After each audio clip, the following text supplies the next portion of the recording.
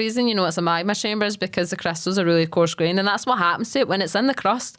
When magma's in the crust and it's sitting there, obviously it might be feeding a volcano. Sometimes it gets stuck in the crust, you know. It wants to reach the surface of the crust. What happens is it usually forms like at these tectonic settings where you have plates colliding with each other. It'll partially melt the crust and cause like magma to seep through and end up like going into little different like you know fractures and stuff, or like it'll form a magma chamber, and that'll crystallize over geological time and allows the crystals to grow. So next time you see like a crystalline like kind of like coarse grained like rock, it's probably going to be a magma chamber.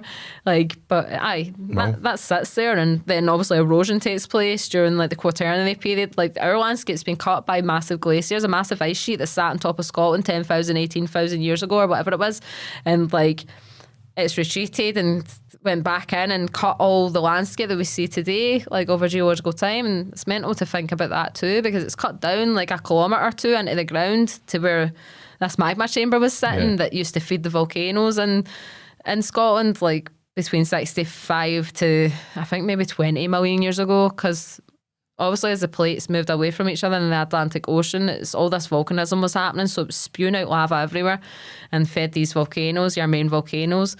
And you can see that today on the Iceland, like there's eruptions happening like even now today, and that was happening in Scotland.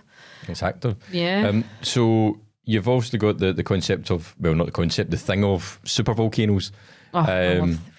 In the world, and they're quite scary concepts. Supervolcanoes, isn't they? Because basically what they're saying, the one under Yellowstone, if that erupts, we're all screwed. Oh yeah, we're fucked.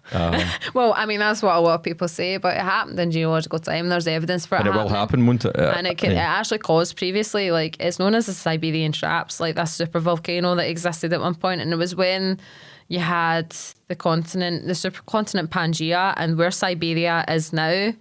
It's known as the Siberian Traps. So where Siberia is, like just now, there was a supervolcano, and what happened is one day it just blew. Like, and the whole thing it pumped out all this ash into the atmosphere, and that obviously changed the continent, the climate, like, and caused a mass extinction event. But again, this happened over millions of years. But you lost 95% of life, like at the end of that period of time, like during the Permian, like at the end of the Permian period, that was the like most life ever lost, like in geological time. And they're like, well, what happened here? That happened. Well, that with also a few other concepts as well, a few other ideas, because that's the thing with geology.